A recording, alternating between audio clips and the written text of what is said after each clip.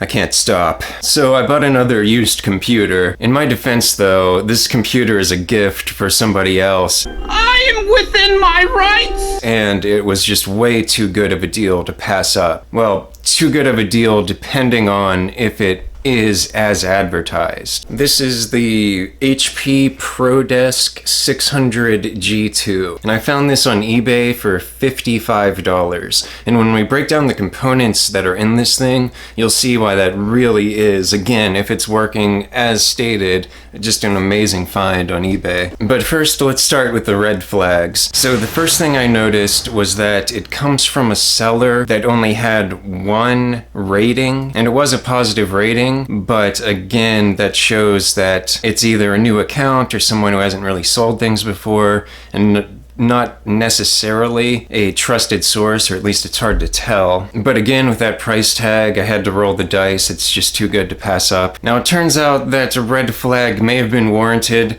When I first opened up the PC, I noticed something peculiar. Now, I've seen electronics that have been shipped with newspaper. I once ordered a computer where they had taken sliced up pool noodles and used them as packaging to ship the computer. Literally, the foam pool noodles, they cut it into pieces and then wrapped it around the computer and duct taped it all together, which, by the way, I respect the game. That definitely, it worked. It was perfectly fine. But for this computer, they decided to save me the trouble of having to unwrap or unbox it all, and instead just plopped the PC into a box that was much larger than the computer itself, with absolutely no bubble wrap, no paper, no packaging whatsoever. Unacceptable! Unacceptable! Fortunately, as far as visible damage, the only problem is that this little cover for the optical drive kind of popped off, as you can see here on the case. But aside from that, it's not very heavily scratched, it's not in bad condition, and it seems to be okay, so as long as it functions, that's really all that matters anyway. Plus, we can just glue this back on or pop it back on, whatever. Now, to talk about why it's a good deal, the main thing that caught my eye was that the components of the PC, in terms of individual value, far exceeded the total price that I paid for the entire machine. The way it's advertised, they were selling it in the category of 4 parts or not working. So in other words, there's something broken, you need to fix it, or as the category name implies, it's only good to strip it for parts. Now, the reason given in the description was a broken OS, a broken operating system. It's hard to tell what that means, but I imagine it's one of two things. One, there's some kind of software issue that's causing the computer not to boot, or it's just Windows isn't working well, and that would be completely fine because we could just do a reinstall of Windows. Simple, straightforward, doesn't cost anything. That's not an issue.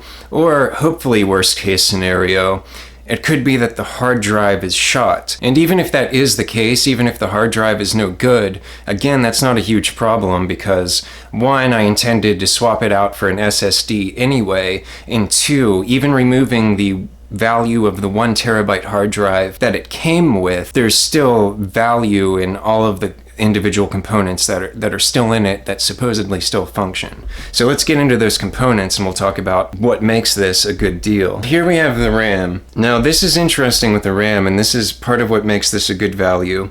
One, not only did it come with 16 gigabytes of RAM, which for the purposes that we're using it for is probably the perfect amount. We're fine with that. It's also DDR4 RAM, and most importantly, 8 gigabyte sticks. And why the 8 gigabyte sticks have more value than, say, 2 4 gigabyte sticks. Even though it's the same altogether, it's the same total amount of RAM. As you can see in the case, there's only 4 RAM slots. So if you have 8 gigabyte sticks of RAM, the computer can potentially hold up to 32 gigabytes. Whereas if you only had 4 gigabyte sticks, you're going to max out at 16 gigabytes just because you don't physically have the space to add more. Now, I'm not going to tear off the heatsink and the fan and stuff, but this computer came with an i7 6700 processor.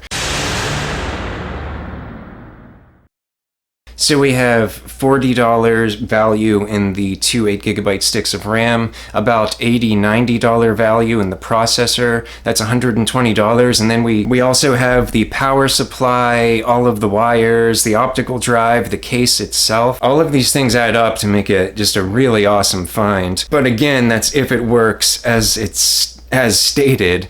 So let's go ahead and run some tests on this and see if it is functional, and if so, I think we have a good deal here. Disk. Okay, so I'm pulling out the old 3.5-inch hard drive, and the first thing I'm noticing as I dig in here is that it looks like somebody brutalized this hard drive caddy. If you look at it from the bottom, it's really warped. There's some issues here, but it does have the hard drive holder screws, which is a good thing. So we're going to swap those out into our 2.5-inch SSD and try to slide that in there. This thing is definitely warped, so hopefully it fits in there well. We'll have to see. And this SSD already has Windows loaded on it and has some games and stuff, so we can use that for testing to see if everything works properly, and if it does, then later on I'll go back and do a clean install and everything, since this is going to be a gift. But for now, let's just test it out for basic operation and see if it works.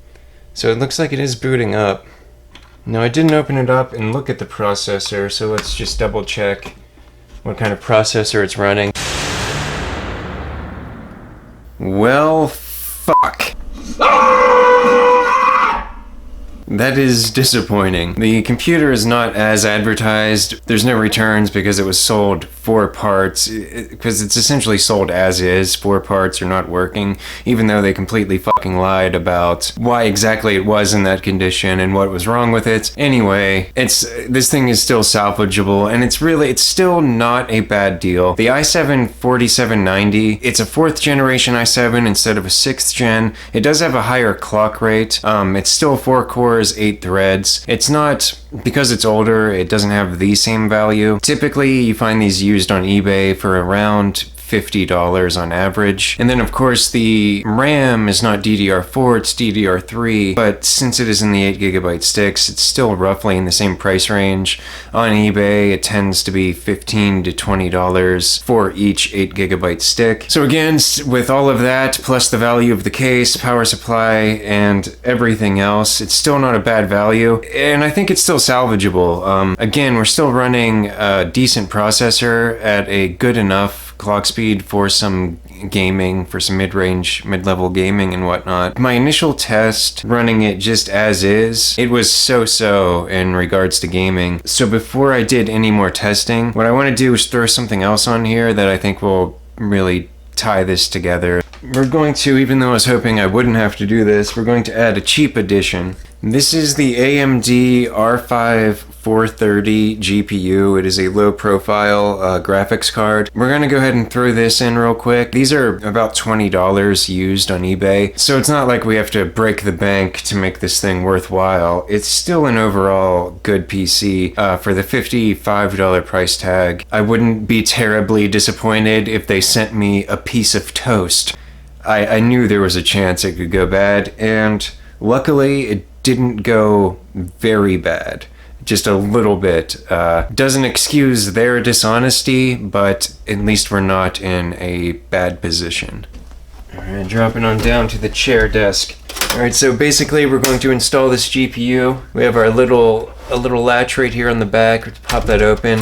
I already popped the metallic tab out on the back, so we have our space there. Alright, we have our low profile graphics card. Pretty simple to install these. You just kind of slide it in here into place, roughly about where it goes. There's a little tab on the inside here.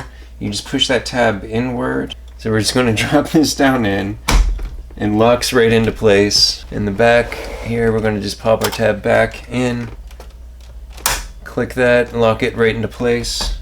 And you'll see on the back, our GPU is inserted right here. We have our 2 DisplayPort slots. Now with our GPU plugged in, I expect we'll see a little bit better performance. It's obviously not going to have problems doing anything like basic web browsing. That's going to be pretty quick, not a problem. So I'm going to jump right into gaming to kind of test it out that way. And I'm starting with a game called The Cleaner. This game isn't terribly old, though it is pretty simple, and I don't think it's not too terribly difficult to process. And I'm having no problems with this, so I'm going to jump into that and kind of see where we're at on the high end.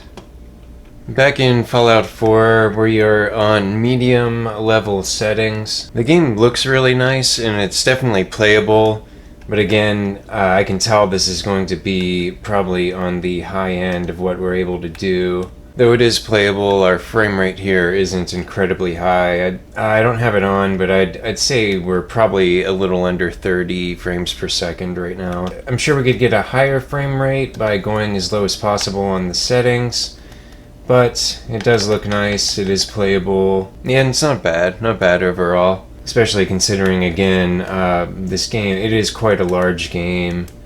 A huge world map, a lot of different aspects and components to it, which makes it more difficult to run. Overall, for the price, I would still rate this as a pretty solid find. Altogether, between the cost of the computer and the graphics card I had to add, it was around $70, and naturally it's not going to compete with a $700 computer, but for the average user, it's perfectly functional. You can do some light gaming with it. Otherwise, thanks for watching, and I'll catch you later.